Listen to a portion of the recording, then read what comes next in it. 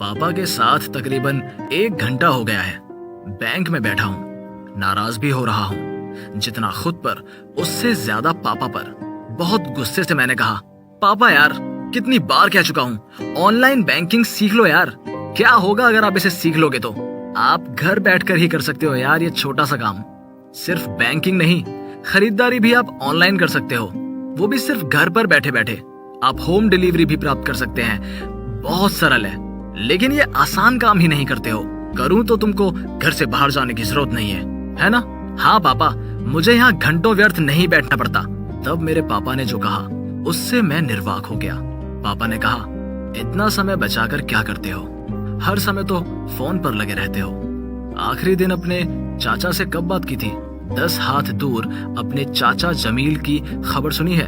हालांकि आपके अपने लोग उनसे मिलने के लिए 10 मील पैदल चले जाते हैं। समय बचाने के बारे में नहीं सोचते हैं। लोग अगर लोगों के पास ही नहीं जाते हैं, इतना समय बताओ क्या होगा बचा के? लोग मेरे पापा की बातें साइड से सुन रहे हैं। मैं चुपचाप बैठा हूँ। पिताजी ने कहा, बैंक में प्रवेश करने के बाद से मैंने 4 दोस्तों के साथ अभिवादन का आदान प्रदान किया।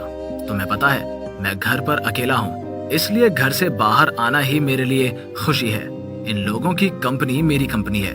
अब समय की कोई कमी नहीं है, मानवीय सहयोग का अभाव है। बस डिवाइस होम डिलीवरी लाएगा, लेकिन लोगों की कंपनी नहीं लाएगा। 2 साल पहले मेरा बीमार होना याद है? जिस दुकान से मैं रोज खरीदारी करता हूँ वही मुझे देखने आया था और मेरे बगल में बैठ गया और मेरे सिर पर हाथ रख दिया। उसकी आंखों में आंसू थे। तुम्हारा उपकरण काफी हद तक एक यांत्रिक ईमेल भेजेगा, लेकिन मेरे बगल में बैठ के आंसू नहीं पहुंचेगा।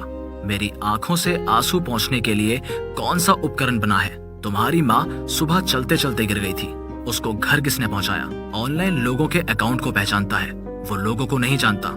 लोगों का पता पहचानता है, लेकिन सड़कों पर पड़े लोगों को घर नहीं छोड़ता। ये वही लोग जो मेरे बिस्तर के पास थे तुम्हारी माँ को घर ले आए, क्योंकि रोज विभिन्न जरूरतों के लिए एक दूसरे को हम पहचानते हैं। जब सब कुछ ऑनलाइन हो, लोगों का मानव स्पर्श कहाँ मिल सकता है? और नहीं ही मिल पाता है। इसीलिए लोग मरकर बगल के कमरे में पड़े पड़े लाशें बन जाते हैं। जब तक उससे बदबू न आए, किसी को खबर तक नहीं होती। बड़े बड़े अपार्टमेंट्स ने हमें सच में अपार्ट कर दिया है। पूरे गांव में एक टेलीविजन पर हम एक साथ कैसे कार्यक्रम को देखते थे, सारा आनंद इकट्ठा उठाते थे। अब हमने कमरे में विभिन्न उपकरणों को इकट्ठा कर दिया है। हम अब और खुशियां नहीं बटोर सकते। ये जो तुम बैंक के कैशियर को देख रहे हो ना, तुम उसे बस कैशियर की तरह देखते हो। सेल्समैन को बस सेल्समैन देखते हो। पर क्या तुमने उस आदमी से जुड़े हुए सुख दुख को देखा?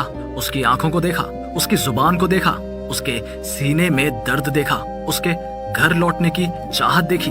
यही वो बंधन है जो लोगों को लोगों के द्वारा देखने से बनता है। ऑनलाइन केवल सेवा प्रदान कर सकता है, ये बांध नहीं सकता। उत्पादन दे सकता है, पुण्य नहीं कर सकता। ये जो लोगों से एक मुस्कान के साथ बात करते हैं या सौभाग्य मांगते हैं, ये सिर्फ उत्पादन या पुण्य के बारे में नहीं है, पुण्य का भी रिश्ता है। पापा, क्या टेक्नोलॉजी खराब है?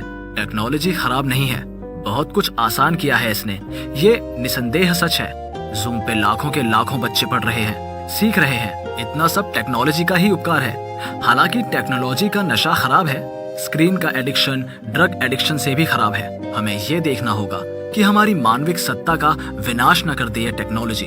हम सब टेक्नोलॉजी के दास न बन जाएं।